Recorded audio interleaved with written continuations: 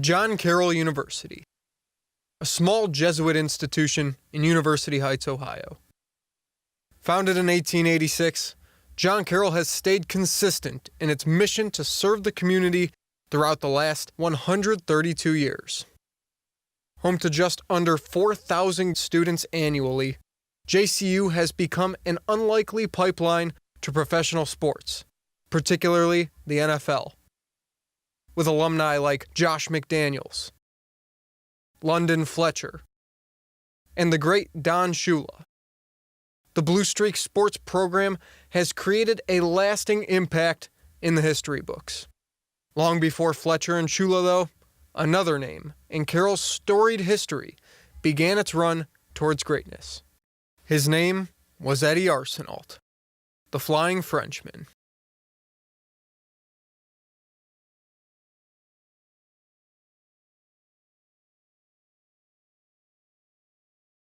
Born on April 21, 1915, Edward Joseph Arsenault, the eldest son of 6 children, spent his early years in a small town in Maine. My dad came from Waterville, Maine. Big family, 3 brothers, 2 sisters. Not from a very well-to-do family, but they were a close-knit family. Hard workers, all of them. He was not extroverted. I would say he was more of an introvert. But he was very active. Loved sports from the day one. He learned to skate 5 years old on a river that was right behind his house. He also learned to swim from that same river, jumping off of trees. High school, grade school, everything was sports, everything. I would say competitive nature. He was like, he had to do it. He had to accomplish it. And then he had to do it the best. And if you said he couldn't do it, he would prove to you he could do it and better than anybody else. Quiet, but strong. A standout in football, basketball, pole vaulting, and hockey, Arsenault was one of 5 high school athletes from Waterville to venture down to Cleveland to pursue collegiate careers. He wouldn't make the trip without a request, though. Eddie wanted to bring his best friend along for the ride. After arriving in University Heights with Fred Rancourt in 1938, Arsenault made his impact on the football field almost immediately. Competing for a role in the offense, Arsenault did his best to reshape a John Carroll attack that was ranked last in the Big Four Conference over the previous 6 seasons. Starting his freshman year, splitting time with Fred Hochter, an injury to the starting back opened up a slot in the starting lineup. In his first game as the featured player of the Blue Streak game plan, Arsenault played every snap on offense, defense, and special teams for 57 straight minutes before being carted off the field from exhaustion and injuries in the final 3. Rushing, passing, kicking, intercepting passes on defense, and returning the ball, Arsenault made his presence felt in every facet of the game, gaining over 200 yards en route to a tie with the longtime conference-leading Toledo Rockets. After this heroic effort, Arsenault never looked back and continued to lead the Blue Streaks for the remainder of his time on campus. Running away from defenses and into 2 conference championships in 1938 and 1939, the Blue Streaks held a record of 13-3-1 in those years with Arsenault in the backfield, holding records of 1-8 and 2-7 in years before, and 2-6 and 2-5-1 in years immediately after his departure. Arsenault reshaped the culture of John Carroll football during his time in University Heights. Breaking all of Carroll's previous rushing records, Arsenault spearheaded a rushing offense that performed at a higher level than any time in the program's history prior to his arrival. In a time where professional sports were in their infancy, Arsenault became a celebrity around the Cleveland area, performing in front of 10 and 20,000 fans at the Cleveland Municipal Stadium any given Saturday. But talking to Arsenault, you would never know it. You'd never know that he really did what he did. He was just a dad, just a regular person. Anybody that knows him, they didn't have any idea the background he had. Most of the people, his friends, only found out how important or quote, quote, famous he was when he passed away. During his college years, everything was fun and work. He took college very serious. Like I said, he wanted to be a coach, and he wanted to be, believe it or not, a philosophy teacher. He carried all the different things that he had learned here. Discipline, a positive attitude. Everything was a positive mental attitude, and that carried him through life no matter what he did. A dedicated student and a two-sport athlete, Arsenault's influence on the Blue Streak athletic program extended off the field and onto the ice. In the game that was perhaps his first love, from learning to skate on the river in his backyard in Maine, the Flying Frenchman came to University Heights and led John Carroll to 3 straight conference titles as the team's hockey co-captain alongside Rancourt. After graduating in 1940, Arsenault laid down roots in Cleveland and married a local girl, Lois Quayle. After having 2 daughters, Arsenault settled in and extended his morals to his children as a strong father figure and always remained a leader by example. He had 2 girls, and here he was taking me to practice on the ice, Shaker Lakes. I did all the skating with my dad and the team.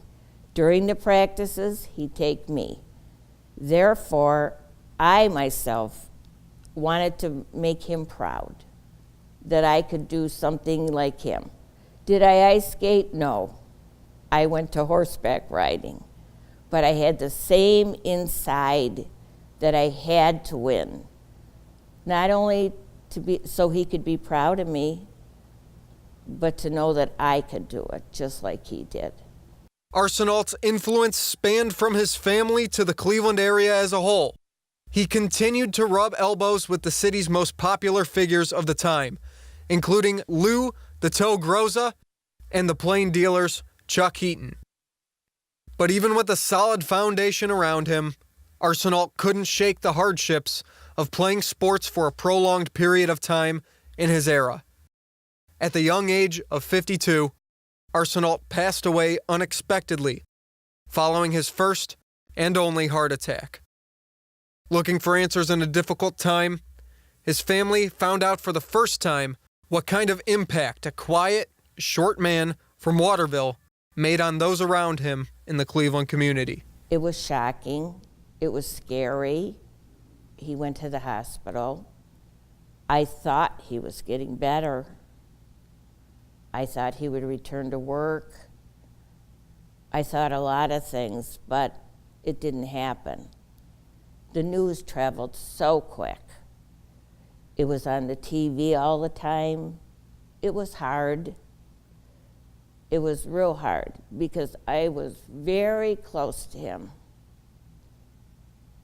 And I just couldn't believe he wasn't going to be there anymore.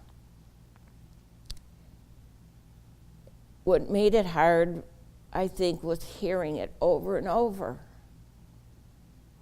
that he had passed away. He still had so much life to live and so much to teach us yet. But I just thank the time I had with him and all he accomplished. And the one thing that I was happiest for was before he died, nobody was supposed to tell him that he was going to be inducted into Hall of Fame at John Carroll. But normal people do sometimes give secrets away, and I only thank God. He went to the show, saw somebody he knew, and they gave the secret away. That he did come home and say, oh, I just found out. I'm going to be inducted into the Hall of Fame. So I'm glad that man gave the secret away, and I'm glad he knew it, because that was 3 weeks before he passed away. That's hard. Arsenault was inducted into the John Carroll Sports Hall of Fame in 1967, just a few short weeks after his passing. Years later, in 1993, he would also be inducted into the state of Maine's Sports Hall of Fame, where his grandson, Joseph Murata, would accept the award on his behalf, wearing his class ring from the university. 80 years since first stepping foot on John Carroll's campus, Arsenault's influence is still felt by those who knew him best. Chuck Heaton, Dan Ryan, they knew him as a person, not just a story to write about. Chuck Heaton would write about my dad every year on the anniversary that he passed away. All of them told me how proud I should be, how strong he was. He'll never be forgotten.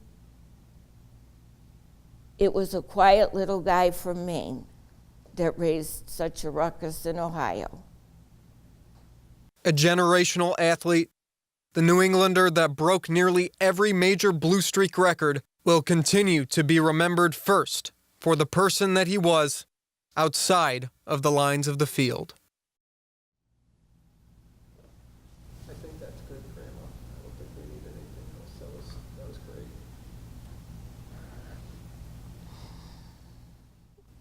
Could I say one more thing?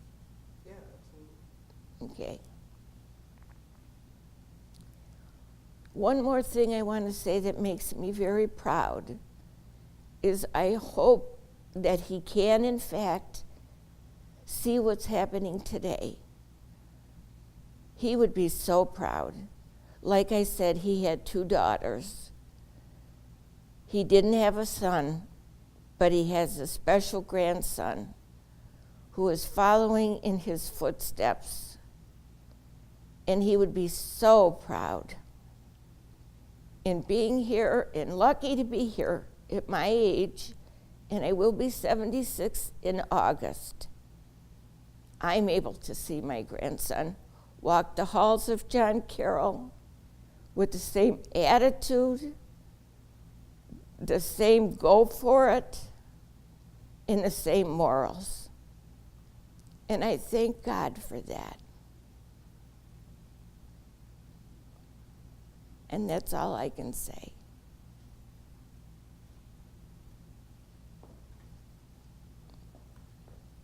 Is that okay? Okay. Is that okay? I didn't want to cry. I wanted to be happy. That was great. Are you sure? Yes. I didn't want to cry. I wanted to be funny. Huh? Yeah, you're good. Okay. All right. Well, if we didn't do something right, we'll come back and I'll wear the same clothes and we'll do it again.